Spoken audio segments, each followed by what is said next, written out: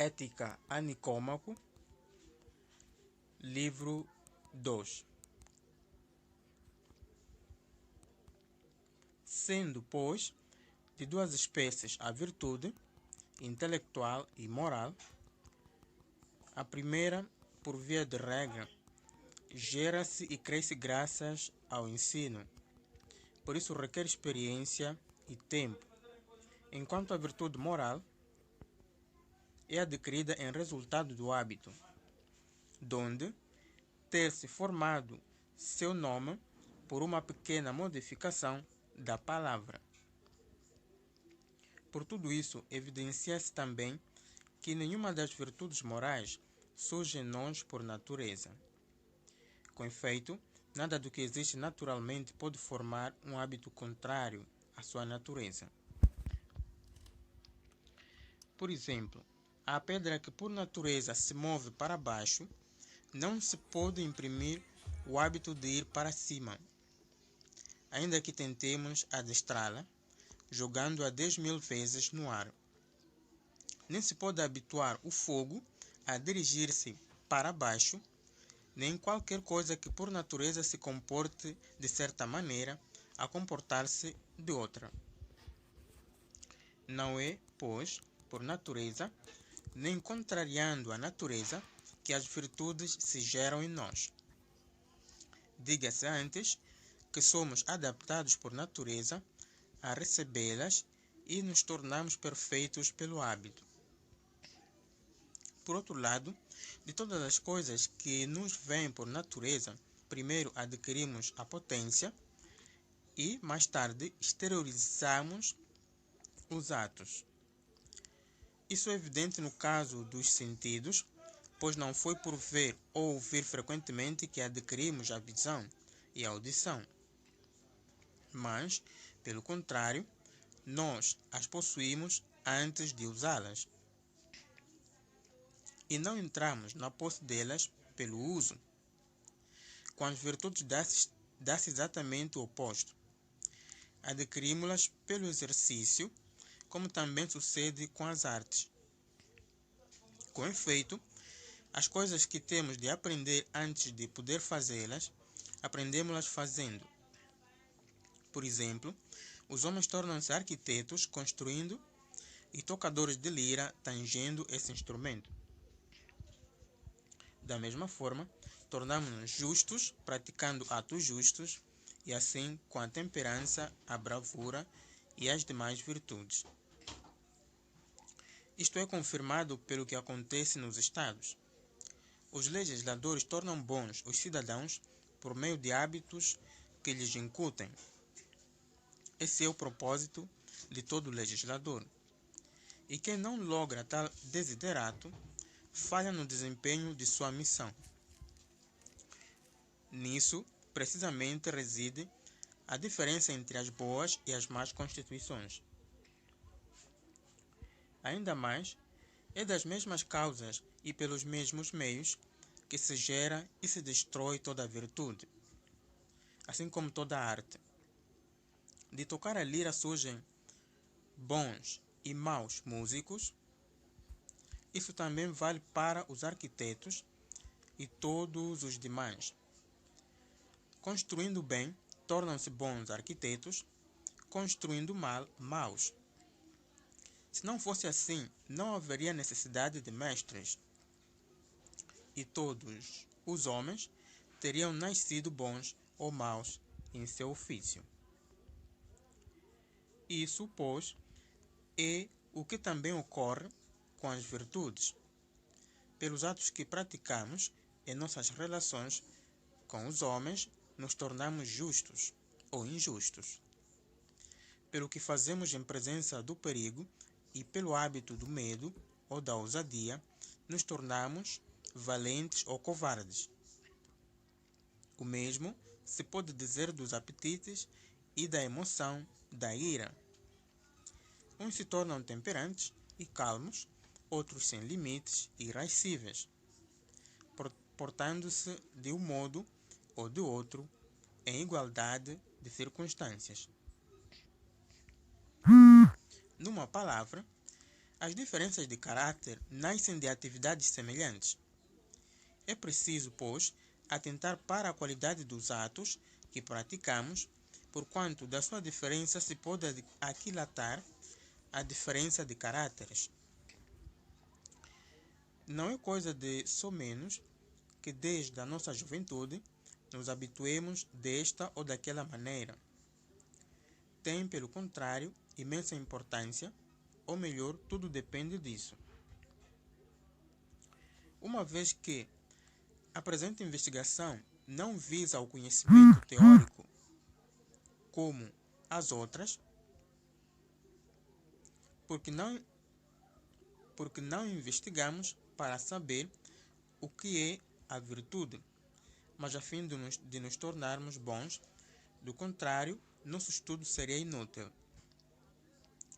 Devemos examinar agora a natureza dos atos, isto é, como devemos praticá-los, pois que, como dissemos, eles determinam a natureza dos estados de caráter que daí surgem.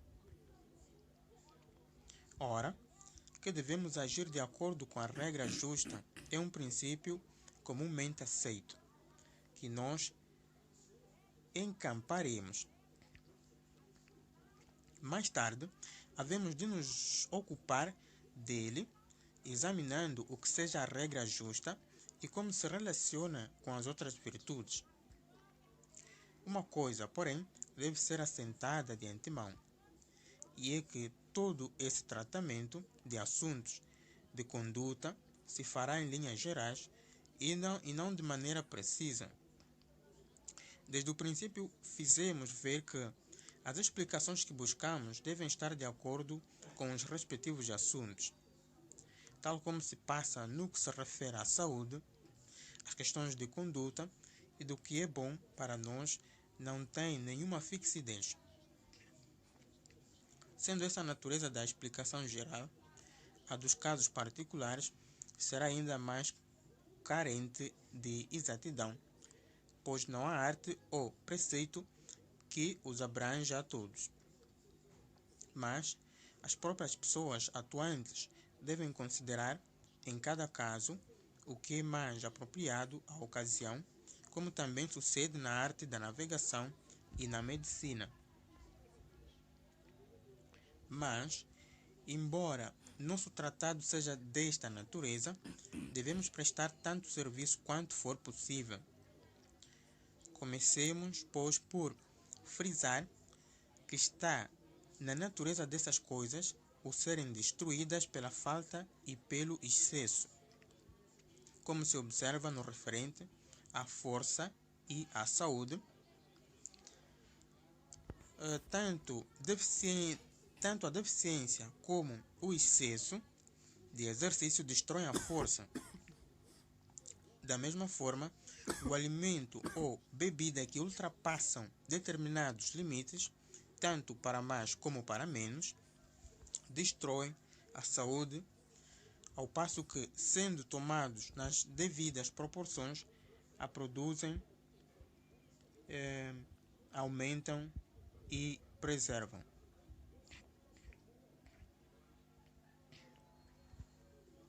O mesmo acontece com a temperança, a coragem e as outras virtudes, pois o homem que a tudo teme e tudo foge, não fazendo frente a nada, torna-se um covarde. E o homem que não teme absolutamente nada, mas vai ao encontro de todos os perigos, torna-se temerário. E analogamente, o que se entrega a todos os prazeres e não se abstém de nenhum, torna-se sem limite. Enquanto o que evita todos os prazeres, como fazem os rústicos, se torna de certo modo insensível. A temperança e a coragem, pois são destruídas pelo excesso e pela falta, e preservadas pela mediania. Mas não só as causas e fontes de sua geração e crescimento são as mesmas que as de seu perecimento, como também é a mesma esfera de sua atualização. Isto também é verdadeiro das coisas mais evidentes aos sentidos, como a força, por exemplo. Ela é produzida pela ingestão de grande quantidade de alimento e por um exercício intenso. E quem mais está em condições de fazer isso é o homem forte. O mesmo ocorre com as virtudes. Tornamo-nos temperantes, abstendo-nos de prazeres.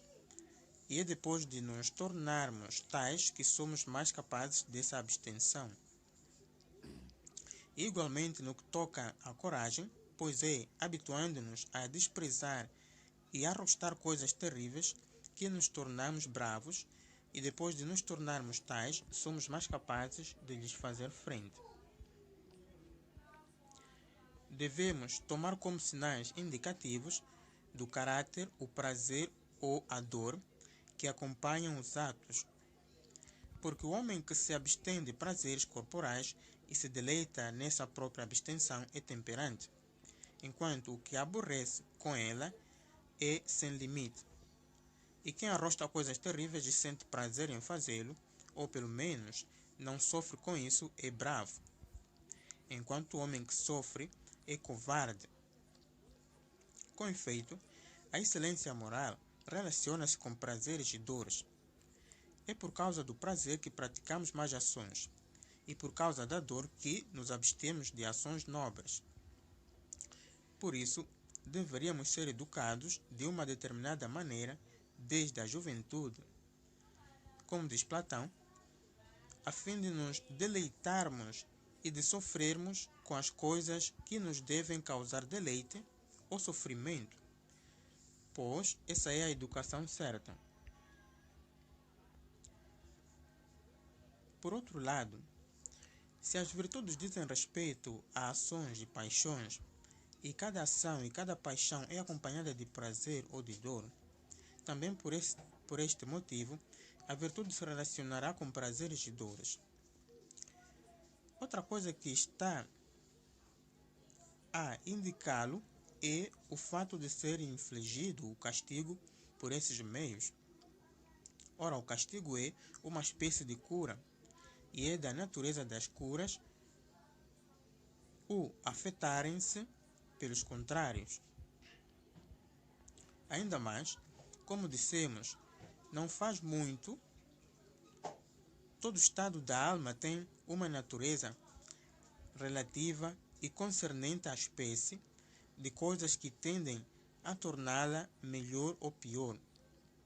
Mas é em razão dos prazeres e dores que os homens se tornam maus, isto é, buscando-os ou evitando-os.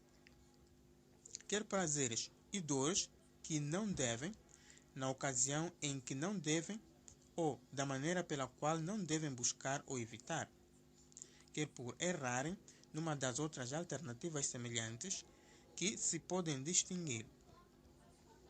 Por isso, muitos chegam a definir as virtudes como certos estados de inflexibilidade e repouso. Não acertadamente, porém porque se exprimem de modo absoluto sem dizer como se deve, como não se deve, quando se deve ou não se deve, e as outras condições que se podem acrescentar. Admitimos, pois, que essa espécie de excelência tende a fazer o que é melhor com respeito aos prazeres e às dores, e que o vício faz o contrário. Os fatos seguintes também nos podem mostrar que a virtude e o vício se relacionam com essas mesmas coisas. Como existem 3 objetos de escolha e 3 de rejeição, o nobre, o vantajoso, o agradável e seus contrários, o vil, o prejudicial e o doloroso. A respeito de todos eles, o homem bom tende a agir certo e o homem mau a agir errado, e especialmente no que toca ao prazer. Com efeito, além de ser comum aos animais, este também acompanha todos os objetos de escolha, pois até o nobre e o vantajoso se apresentam como agradáveis.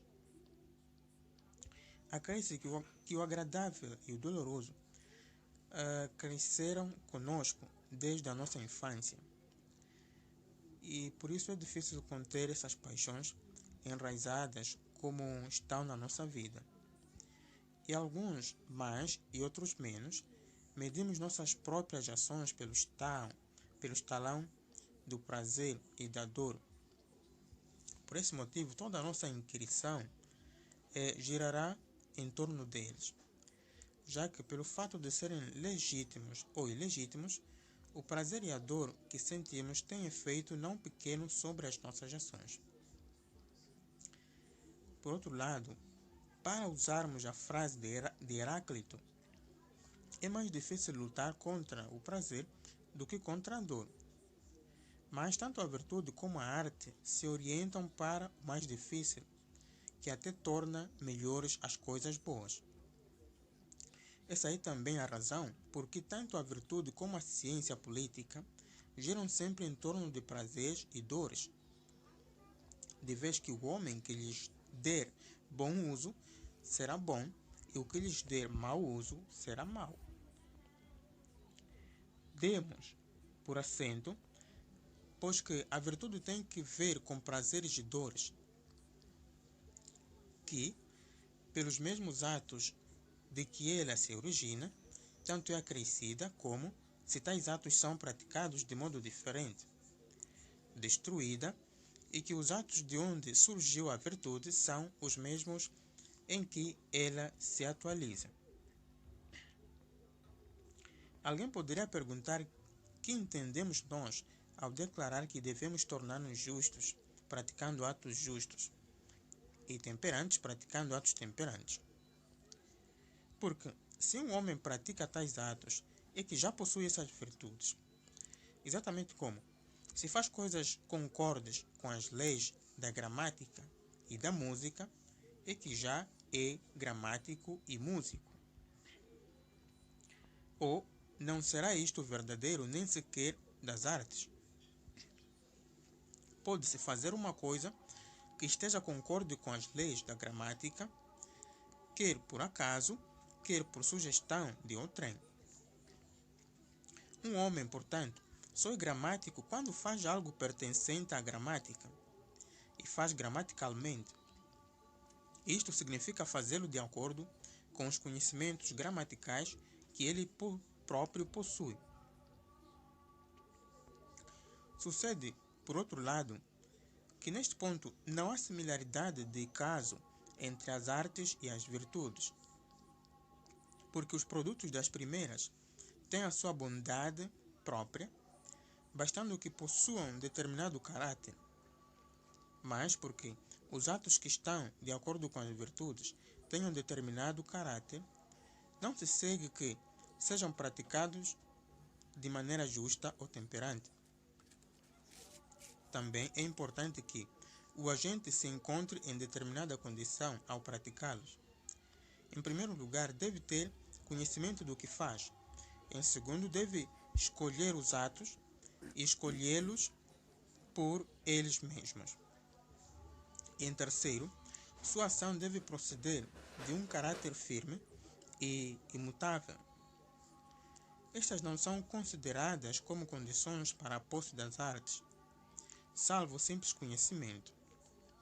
Mas, como condição para a posse das virtudes, o conhecimento pouco ou nenhum peso tem. Ao passo que as outras condições, isto é, aquelas mesmas que resultam da prática amiudada de atos justos e temperantes, são, numa palavra, tudo. Por conseguinte, as ações são chamadas justas e temperantes quando são tais como as que praticaria o homem justo e temperante. Mas não é temperante o homem que as pratica, e assim o que as pratica tal como fazem os justos e temperantes. É acertado, pois, dizer que pela prática de atos justos se gera o homem justo, e pela prática de atos temperantes o homem temperante. Sem essa prática, ninguém teria sequer a possibilidade de tornar-se bom. Mas a maioria das pessoas não procede assim. Refugiam-se na teoria e pensam que estão sendo filósofos e se tornarão bons dessa maneira. Nisto se portam, de certo modo, como enfermos que escutassem atentamente seus médicos, mas não fizessem nada do que estes lhes prescrevessem. Assim como a saúde destes últimos não pode restabelecer-se com tal tratamento, a alma dos segundos não se tornará melhor com um semelhante curso de filosofia. Devemos considerar agora o que é a virtude, visto que na alma se encontram 3 espécies de coisas: paixões, faculdades e disposições de caráter. A virtude deve pertencer a uma destas. Por paixões, entendo os apetites, a cólera, o medo, a audácia, a inveja, a alegria, a amizade, o ódio, o desejo, a emulação, a compaixão e, em geral, os sentimentos que são acompanhados de prazer ou dor. Por faculdades, as coisas em virtude das quais se diz que somos capazes de sentir tudo isso, ou seja, de nos irarmos, de magoar-nos ou compadecer-nos. Por disposições de caráter, as coisas em virtude das quais nossa posição com referência às paixões é boa ou má. Por exemplo, com referência à cólera, nossa posição é má se a sentimos de modo violento ou demasiado fraco, e boa se sentimos moderadamente. E da mesma forma, no que se relaciona com as outras paixões. Ora, nem as virtudes, nem os vícios são paixões, porque ninguém nos chama bons ou maus devido às nossas paixões, e sim devido às nossas virtudes ou vícios, e porque não somos louvados nem censurados por causa de nossas paixões. O homem que sente medo ou cólera não é louvado, nem censurado, o que simplesmente se encoleriza, mas sim o que se encoleriza de certo modo. Mas pelas nossas virtudes e vícios, somos efetivamente louvados e censurados.